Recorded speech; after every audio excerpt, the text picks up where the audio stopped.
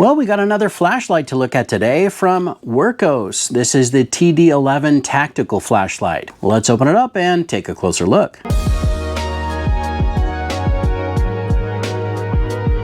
Hey, what's up YouTube? Dan the Fix-It Man. Got another flashlight to look at today from the company Wurkkos. They sent this over to me in exchange for this quick little unboxing and review. Let's open it up and see what comes included, and then we'll run through some of the specs and user interface, and then we'll get this fully charged up and head down to the park once it gets dark, and we'll see what this looks like at night. Now on the back here, they do give you a little bit of the lighting performance chart here. It talks about all of the different lumens and runtimes and different modes of light here. I'll put that up on the screen when we go through all of the different brightness levels at night. But it looks like we've got an IPX6 waterproof rating, a 1 meter drop rating, 25,600 candela, time to fully charge about 2 hours. Dimensions on this are 133 millimeters by 31 by 23. Well, let's open it up, see what comes included. Now it says read me here. Looks like we've got a tactical switch, touch switch, and a mode switch on the front. We just need to flip down that dust cover to charge it with the cable. Let's see what all is included here. We've got a user manual, we've got a little lanyard, and a USB-C charge cable. Now the user manual lists everything that's included and all of the different modes. It also walks you through that user interface and lets you know what you need to do to turn everything on. But let's go ahead and set this aside and we'll take a look at the light. Well, there you go. It's another one of the flat EDC styles. It's got a really nice heavy-duty clip here. Let's take a look at our little charge port here. You just have to pull down that rubber cover and plug this in. This little switch right here, this goes between 3 different levels. Now, the one here on the left is the tactical mode, and then it has the one in the middle is accidental operation prevention mode, or basically lock. And then the one on the right is lighting mode. Let's take a look at tactical first. So I'm going to slide this switch all the way over to the left. Now, just like a tactical light, you're going to hold this just like this in your hand and use that button with your thumb. Now, this top button here is what they call the tactical button. And so if you press that tactical button, just a light press, it's kind of in the lowest level there. And if you let go, it turns off. If you press that tactical button harder, it goes to the max brightness. Same thing, let go and it turns off. Then the other button here that you can press with your thumb as well is called the touch button. Now, if we press this touch button in the tactical mode, that's going to go into strobe. So a little bit of a warning if you have sensitivity to flashing light. We're going to turn that on now. I'm just going to press it down and there's strobe. And I let go and it turns off. Now, if we toggle this over in the middle, it's the accidental operation mode. If you press the touch button, it will come on, but it's only in the lowest brightness level. Let go and it turns off. Now, I should also mention that it does have this display here in the front. So when you press down the light or turn it on, it lets you know what it's doing. Right there, there's 10 lumens. If you press it hard, it jumps up and it says 3000. Pretty neat that it gives you an actual display of how bright the light is when you're turning it on. Now we're gonna jump over to lighting mode. We're gonna use the same buttons and you can hold it the same, but the tactical button, if we press that once, it turns the light on, and press it again and it turns the light off. Now the brightness level there is basically a memory mode, so it's just going to turn on to the previous used brightness. So if we turn that on, if we were to change the brightness level and turn it off, it'll turn on in that same memorized brightness level. Now as far as changing brightness levels in the spotlight here, let's just turn that on and we can press and hold. And you see it ramped all the way down. Let's press and hold. And press it again and it turns off. You can also press this tactical button gently and hold it. That turns on the lowest brightness level or moonlight mode. And press it again and it turns it off. Now, if you want to get to the maximum brightness level right away with the spot, you can double click. And that basically jumps up to the maximum brightness or turbo. Now we do have a strobe function in the lighting mode as well. We're going to triple press that spot button. And there's strobe. Now, if we double click, that's going to go to SOS.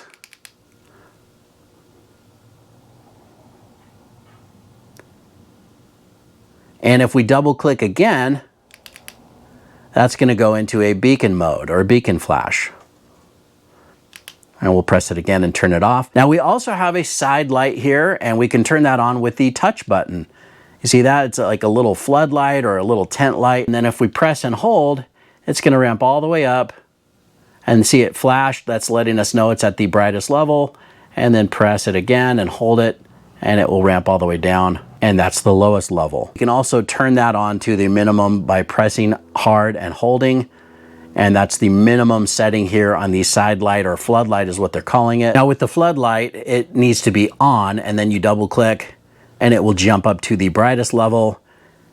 Double click again and it will drop down to the lowest level. Click it again and that will turn it off. Now the strobe light for the flood or side light here, we have to have this on first, and then we're gonna triple press. And there's your strobe. Sorry for blinding you, but that's what it looks like. And then if we double click, that goes into an SOS. And same, double click again, and that is a beacon flash. And it's really bright.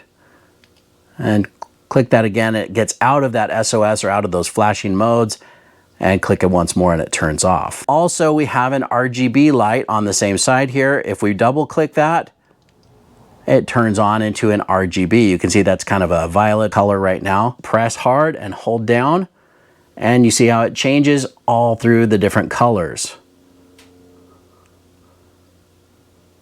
And let go and it will stop at whatever color you select. In the RGB, we also have static and dynamic modes. And so when the light is on, all we need to do is press that touch button twice and it's going to go into a couple different modes. So you're going to see here, I'm going to double click and now it's flashing. Let's double click again. That's mode 3. It looks like a little bit of a red and blue strobe there. Double click again. And see, it's kind of a rainbow. Let's double click again. Pretty neat. Double click again. Looks like it's just gonna slowly change through all the colors. There's another mode there for you, pretty neat. Kind of a Knight Rider type of mode there, but changes through all the different colors.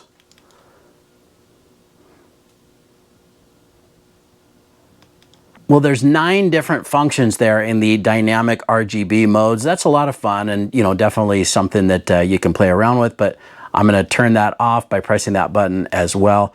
Now let's take a look at our charge level. I think it will tell us as soon as I turn that on. Yeah, we're at 95% battery life right now, 881 lumens. Let's ramp that all the way up. There's 3,000. And let's ramp it down. You can see that display ramps down. That's pretty neat. There's 20 lumens. Pretty neat light.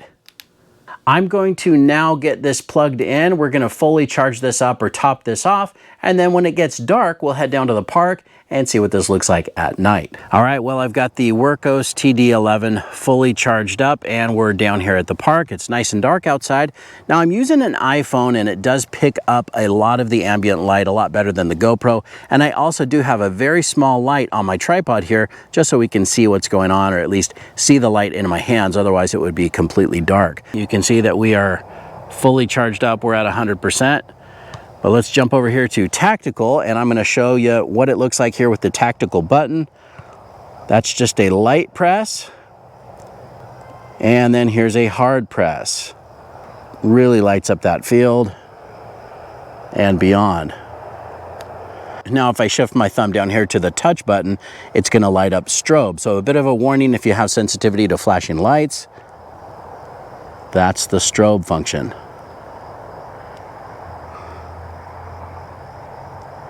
All right, now I'm going to shift over to the lighting button, or the lighting mode. First, with the tactical button, I'm going to turn it on, and that is what they call the spotlight. And I'm going to double click that to jump up to turbo, the brightest setting there. We can press and hold to ramp it down. And we can press and hold again to ramp it all the way back up. Now to get into this strobe, we need to triple press this tactical button, so a bit of a warning for sensitivity to flashing lights. Now if we double click, it goes into an SOS pattern. And double click again, and it's a beacon mode. Now if we shift our thumb over here to the touch button, that's going to light up this floodlight, or this side light. Now it's really not casting much light onto the grass, but I'm going to press and hold to ramp that all the way up. And there you go. There's a nice floodlight that definitely does light up the area now. Now I'm going to ramp that down to a little bit dimmer light. But we do have a flashing mode setting here too, so we can get into strobe by triple pressing once the light is on. That's what that looks like. And we can double click, that will change to an SOS pattern. Double click again and it does that beacon flash. Click it again and that goes back to on, and then we'll turn it off. Now to get into those RGB lights and all of those different functions, we just need to first turn that on by double clicking that touch feature or the touch button, and you can press and hold to cycle through all of the different colors manually, or you can get into those dynamic modes by double clicking. There's a red and blue flash. Double click again and it's going to do a little bit of that color change there, that waterfall effect. Lots of different features here. I'll just kind of click through them quickly.